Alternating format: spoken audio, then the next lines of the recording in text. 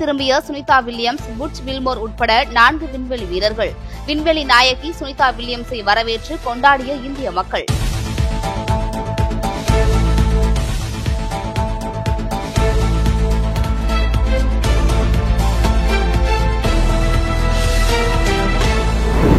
சென்னை, மும்பை இடையிலான IPL league போட்டிக்கான ticket விற்பனை தொடக்கம்.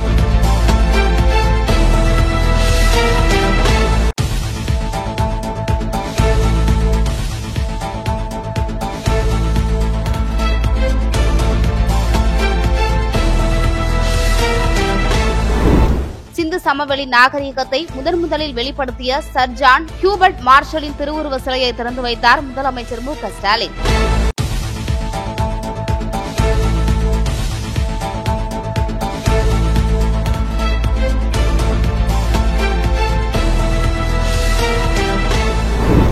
அரசு போக்குவரத்து கழகம் சார்பில் ரூபாய் 2000 மாதாந்திர சலுகை பயணச்சீட்டை அமைச்சர் சிவசங்கர் அறிமுகம் செய்தார்.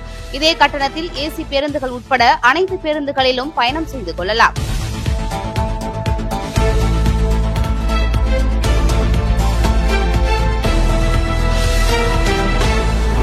மதுரை, கோவை, கொடுங்கையூர் பகுதிகளில் குப்பையிலிருந்து மின்சாரம் தயாரிக்கும் திட்டம் இந்த ஆண்டு தொடங்கப்படும் என உறுதி.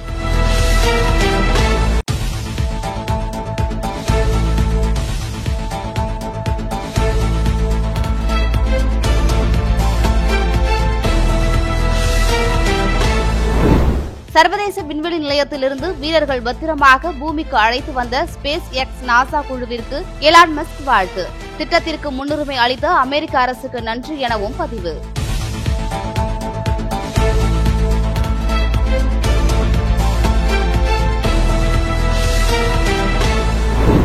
பூமிக்கு திரும்பிய இந்தியாவின் மகள் சுனிதா வில்லியம்ஸை தாயகத்திற்கு வரவேற்கிறேன்.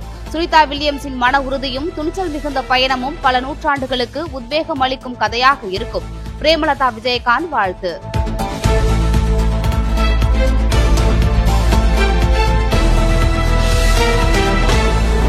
திருச்செந்தூர் முருகன் கோவிலில் 100 அடி தூரத்திற்கு உள்வாங்கிய கடல்.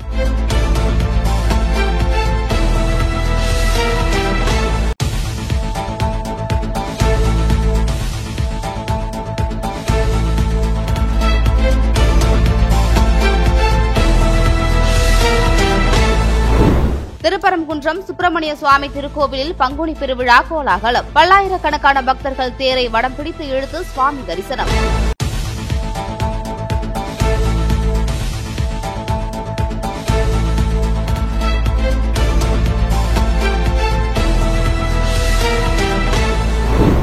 இலங்கை கடற்படையை கண்டித்து ராமேஸ்வரம் மீனவர்கள் இன்று ஒருநாள் வேலைநிறுத்த போராட்டம். பெரும்பாலான படகுகள் துறைமுகத்திலேயே நிறுத்தி வைக்கப்பட்டுள்ளதால் சுமார் 10 கோடிக்கும் மேல் வர்த்தகம் பாதிப்பு.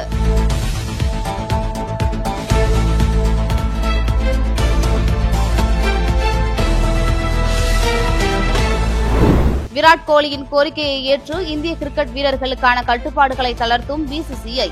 வெளிநாடுகளுக்கு சுற்றுப்பயணம் மேற்கொள்ளும் போது குடும்பத்தினரை அழைத்து செல்லலாம் எனவும் தகவல்.